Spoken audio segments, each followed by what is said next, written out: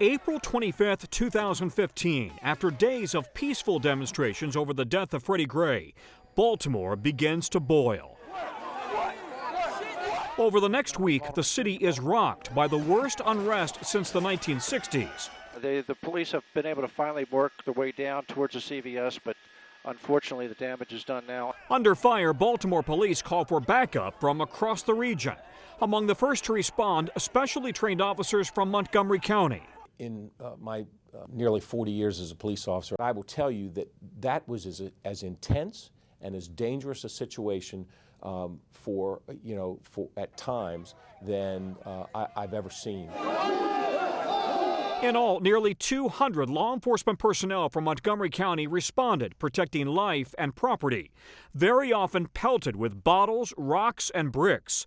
Particularly vulnerable Maryland National Park police officers on horseback. You're not only having to control yourself, but you're having to control a horse.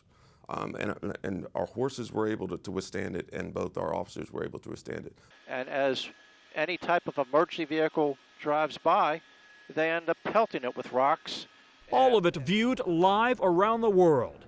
Joining Park Police and County Police officers, 11 sheriff's deputies, specially trained in crowd control tactics. This was probably the most dangerous situation that our civil disobedience team, the Mobile Strike Force team, has really ever faced. The Montgomery County deployment critical to restoring order by using expert and coordinated police tactics, intelligence, and support.